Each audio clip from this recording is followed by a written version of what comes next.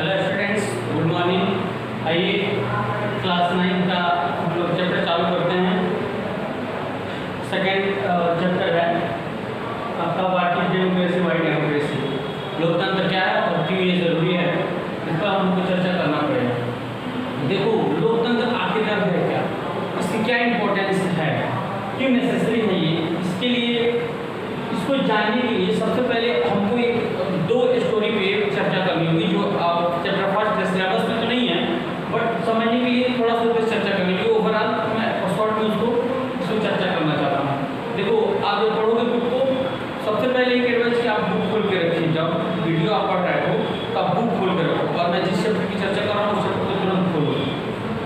और खोल के देखो। तो क्या है कि पहला जो चैप्टर है उसमें दो देशों का स्टोरी है, एक चिली का है और एक पोलैंड का है। देखो, चिली में क्या होता है कि एक सरकार होती है, एक व्यक्ति की इलेक्टेड सरकार होती है। देखो,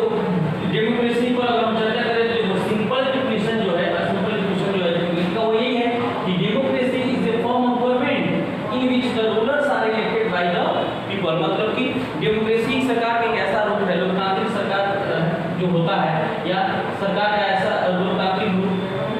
जो होता है, उसमें क्या होता है कि जो रूलर्स होते हैं यानी कि जो शासक होते हैं, है ना, तो किसके द्वारा चुने जाते हैं, are elected by the people. तो किसके द्वारा चुने जाते हैं, लोगों के द्वारा चुने जाते हैं। मतलब कि जो हमारा शासक होता है, जो शासन करने वाला होता है, तो किसके द्वारा चुना जाता है, लोगों के द्वारा चुना जाता है। तो देखो,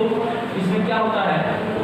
उसमें एक इलेक्टेड गवर्नमेंट होती है चिली में, ठीक है। चिली में इलेक्टेड गवर्नमेंट होती है और उस इलेक्टेड गवर्नमेंट को वहाँ का जो मिलिट्री चीफ होता है, सेना प्रमुख जो होता है, आर्मी चीफ जो होता है, वो आर्मी चीफ इनलीगली मतलब कि गैर कानूनी तरीके से मिलिट्री कूप करके क्या करता है, वहाँ की लोकतांत्रिक सरकार को क्या करता है, पलट देता है। ठीक है, लोकतांत्रिक सरकार क्या करता है, पलट देता है, वहाँ के डिफेंस मिनिस्टर को मार देता है, ठीक है। और उसके बाद से क्या करता है कि वहाँ के राष्ट्रपति को क्या करता है, समाप्त कर देता है, मार देता है उसको, और मार के क्या करता है, खुद को शासक घोषित कर लेता है। और शासक घोषित करने के बाद क्या करता है कि जब जो लोग वहाँ के राष्ट्रपति के करीबी थे उन सारे लोगों को एक ही करके सबकी हत्या कर देता है, कुछ लोगों को गायब कर देता है, पता ही नहीं चलता है उनका क्या हुआ, ठीक है। तो उसमें क्या होता है, फिर क्या होता है कि जब वो लगभग 15-17 साल जब वो शासन कर लेता है, तो जब उसको ऐसा लगता है कि अब लोग खुश हैं मेरे शासन से, अब मेरे पक्ष वोट करेंगे, तो ये वो जनमत संग्रह कराता है, रेफरेंडम निकलाता है। जनमत संग्रह में होता क्या है कि किसी संविधान को, किसी सरकार को, है ना, तो एक्सेप्ट करना होता है या उसको डिनाई कर देना होता है, नकार देना होता है। आपको हाँ या ना में जवाब देना होता है, उसमें सहमति देनी होती है। तो वो रेफरेंडम कराता है अपने पक्ष में, लेकिन क्या होता है कि सारे लोग उसको नकार देते हैं, क्योंकि वो बहुत अत्याचार, वो इलेक्टेड गवर्नमेंट तो रहती नहीं है, बहुत अत्याचार करते हैं। जब नकार देते हैं उसकी सरकार फिर हट जाती है, फिर एक लोकतांत्रिक सरकार आती है ना, और लोकतांत्रिक सरकार आती है तो जब जांच कराती है तो पता चलता है कि वो जो आर्मी चीफ था वो केवल क्रूर ही नहीं था, मतलब कि केवल तानाशाह बदमाश ही नहीं था, बल्कि बहुत भ्रष्ट भी था। उसके अधिकारी वेरी करप्टेड, बहुत बेईमान थे, जनता के दिए हुए टैक्स के पैसों को लूटते थे, है ना, क्योंकि उनको डर नहीं था ना कि वो हार जाएंगे इलेक्शन में, उनको डर नहीं था कि वो फिर हटा दिए जाएंगे, लोग उनको वोट नहीं करेंगे, ऐसा कोई डर था नहीं, कि वो इलेक्टेड बॉडी था नहीं, वो तो गैर कानूनी तरीके से क्या किया था कि इलेक्टेड गवर्नमेंट को हटा दिया था। तो ठीक दूसरा उदाहरण पोलैंड का है। पोलैंड में क्या होता है, इलेक्टेड गवर्नमेंट तो होती है, पोलैंड में इलेक्टेड गवर्नमेंट होती है, बट सिंगल पार्टी की हरदम सरकार बनती है। मतलब कि वहाँ ये होता है कि एक ही पार्टी की सरकार हमेशा बनी है, दूसरे किसी पार्टी को चुनाव लड़ने का अलाउ नहीं था, ना ही उस सरकार का कोई विरोध कर सकता था, ना ही प्रेस उस सरकार को क्रिटिसाइज कर सकता था। मतलब कि प्रेस जो होते हैं, पत्रकार, टीवी चैनल, उस सरकार की आलोचना नहीं कर सकते थे। अभी क्या होता है, हमारे यहाँ सरकार कुछ गलत करती है तो आप लोग देखते होंगे कि न्यूज पे बहुत इसका वो होता है,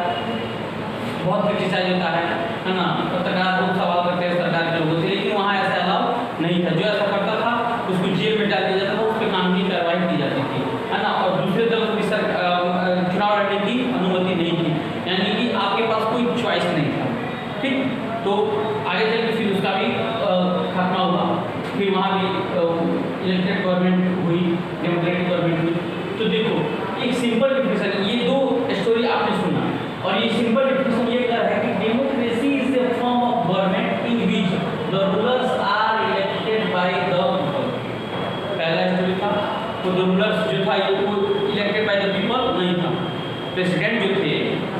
से जो आर्मी चीफ आया वो तो इलेक्टेड बाय द पीपल ही था ना, वो तो जनता ने तो उसको चुन के नहीं भेजा था, तो इसीलिए वो डेमोक्रेटिक गवर्नमेंट नहीं थी। दूसरा जो था उसमें तो चुनाव होता था, लोग तो वोट देते थे, बट उसका क्या था कि आप उसको क्रिटिसाइज नहीं कर सकते थे, दूसरा कोई दल चुनाव नहीं लड़ सकता। तो क्या केवल इतना कह देना कि डेमोक्रेसी जो form of government in which the rulers are elected by the people, democracy एक ऐसा फॉर्म ऑफ गवर्नमेंट है जिसमें rulers elected by the people, मतलब कि जनता द्वारा अगर चुन लिया जाए वो सरकार बन जाए, वो लोकतांत्रिक सरकार हो जाए। केवल इतना कह देना डेमोक्रेसी नहीं हो सकता। हमको आपने पिछले चैप्टर में यही डिफिनेशन, अपने पिछले क्लास में या आपने यही डिफिनेशन पढ़ा होगा, लेकिन अब आप 9th में जब आए हैं तो आपको और ब्रॉडर मीनिंग ऑफ डेमोक्रेसी देखना पड़ेगा कि नहीं केवल इतना ही से कोई गवर्नमेंट या कोई देश डेमोक्रेटिक गवर्नमेंट या डेमोक्रेटिक कंट्री नहीं हो सकता है। इसमें और क्या कैसे क्या कौन कौन से कंडीशन होने चाहिए।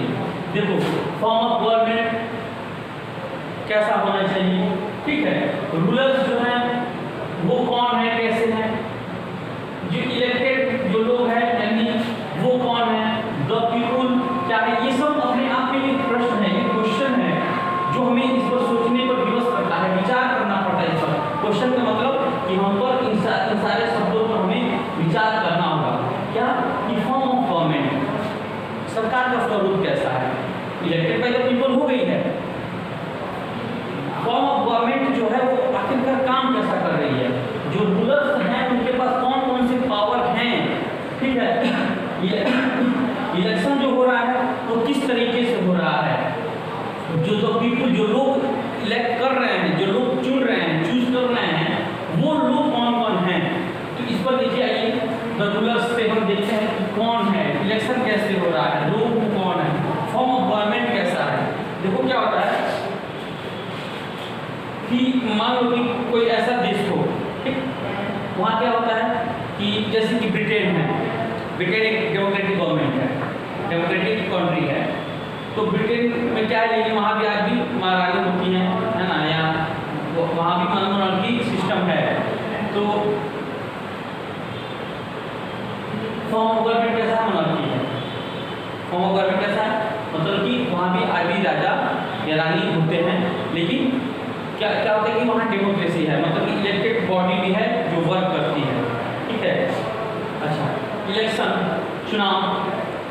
अगर चुनाव कंटेस्ट हो रहा है, अगर उस देश में चुनाव हो रहा है जिसे हम डेमोक्रेटिक कंट्री कह रहे हैं, तो क्या वो चुनाव कैसे हो रहा है, निष्पक्ष तरीके से हो रहा है, क्या सबको लड़ने की आज़ादी है, इसमें सबको वोट देने की आज़ादी है कि नहीं है, इस पर हमको विचार करना पड़ेगा। द पीपल, लोग जो है वो कौन से लोग हैं जो चुन रहे हैं, ठीक है,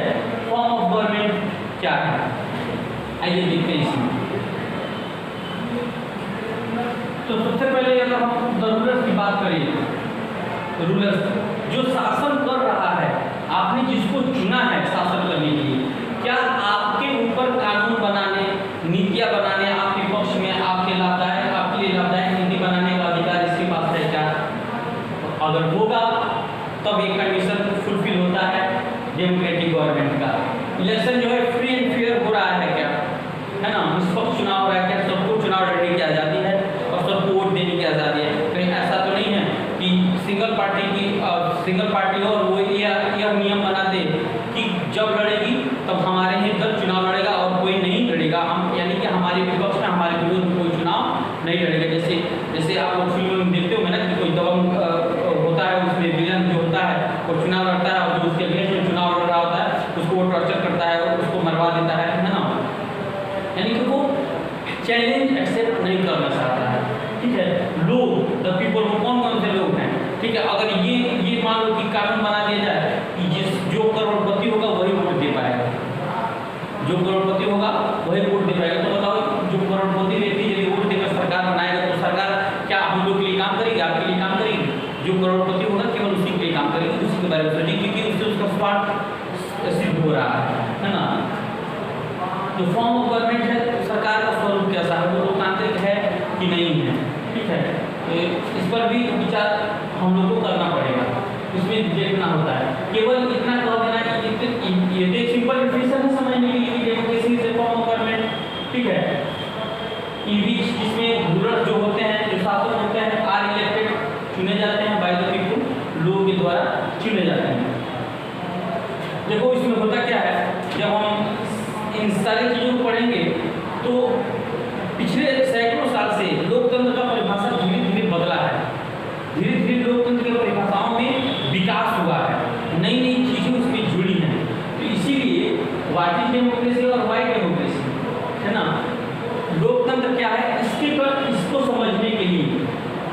सबसे पहले आप जानिए कि डेमोक्रेसी फॉर्म ऑफ गवर्नमेंट यदि है तो in which the rulers are elected by the people हैं, है ना। तो वो रूलर्स के पास पावर है कि नहीं, लॉ बनाने का, कानून बनाने का पावर है कि नहीं है, जो इलेक्शन हो रहा है वो निष्पक्ष हो रहा है कि नहीं, जो लोग वोट देने वाले हैं कौन कौन, क्या सबको अधिकार है कि नहीं वोट देने का। आपको नहीं होगा क्योंकि यूनिवर्सल एडल्ट राइट्स के तौर पे आप अगर 18 साल से कम है, जो लोग 18 साल से ज़्यादा वाले देख रहे हैं उनको होगा, लेकिन जो 18 साल से कम है उनको तो ये अलाउ नहीं है वोट देने के। लेकिन जो 18 साल से ज़्यादा हैं, हमारे यहाँ नियम क्या है, यूनिवर्सल एडल्ट राइट्स मतलब कि जो भी व्यक्ति व्यस्त मताधिकार है, कि सार्वभौमिक व्यस्त मताधिकार, यूनिवर्सल एडल्ट राइट्स आगे ये सब हम लोग को पढ़ने को मिलेगा। उसमें क्या है, उसका मतलब होता है सार्वभौमिक व्यस्त मताधिकार, यानी कि वो कोई भी व्यक्ति जो भारत का नागरिक है और 18 साल से उम्र ज़्यादा है उसको वोट देने का अधिकार है, चाहे वो किसी भी जाति से बिलोंग करता हो, चाहे किसी भी धर्म से बिलोंग करता हो, चाहे किसी भी क्षेत्र से बिलोंग करता हो, चाहे उसके पास प्रॉपर्टी हो या ना हो, है ना, चाहे वो बिल्कुल ही गरीब हो, उसके पास खाने के भी पैसे ना हो, वो किसी भी प्रकार अगर वो 18 साल से ज़्यादा है और वो भारत का नागरिक है ना, और अपना वोटर लिस्ट में नाम अनुसार ऐड कराया है, ये नाम ऐड कराना पड़ता है रिकॉर्ड के लिए। आप ये आपकी रिस्पॉन्सिबिलिटी बनती है, गवर्नमेंट की नहीं है। आपको अपना नाम जब गवर्नमेंट कहे तो आपको ऐड कराना चाहिए, ठीक है। तो उसमें वो सारे व्यक्ति जो 18 साल से ज़्यादा के हैं, यानी कि वो किसी भी जाति धर्म समुदाय क्षेत्र से क्यों नहीं बिलोंग करते हो, ठीक है, उनको सबको वोट देने का अधिकार है हमारे यहाँ। अगर मान लीजिए कि ऐसा कर दिया जाता कि उत्तर प्रदेश के लोगों को वोट देने का अधिकार नहीं रहेगा, या मुस्लिम्स को या सिख को वोट देने का अधिकार नहीं दिया जाए, तो क्या हम कह सकते हैं कि वो पूरा broader meaning of the democracy के कंडीशन पे वो खरा उतर रहा है? नहीं। ब्रॉडर मीनिंग ऑफ डेमोक्रेसी क्या वो वास्तव में वो एक डेमोक्रेटिक गवर्नमेंट या डेमोक्रेटिक कंट्री हम उसको कह सकते हैं जहाँ किसी के साथ डिस्क्रिमिनेशन किया जा रहा हो, भेदभाव किया जा रहा हो, अर्थात कि सरकार में जो लोग हैं उनके पास पूरा पावर हो, इलेक्शन बिल्कुल निष्पक्ष हो, है ना, सबको वोट देने का अधिकार हो, सबको उस डिसीजन मेकिंग में सबका इन्वॉल्वमेंट हो, डायरेक्ट या इनडायरेक्ट हर व्यक्ति का इन्वॉल्वमेंट हो,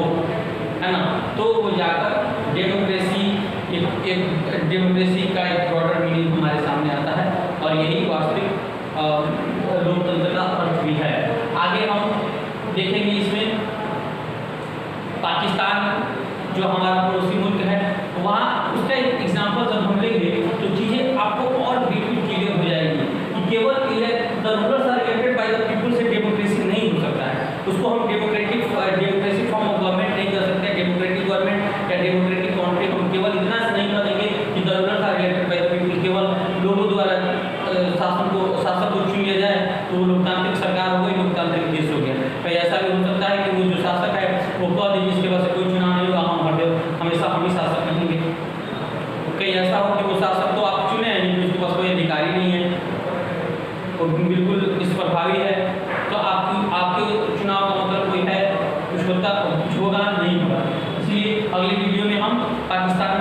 की केस स्टडी को हम रीड करेंगे, देखेंगे, हम उसको समझेंगे, स्टडी करेंगे, है ना, और उसके बाद से आप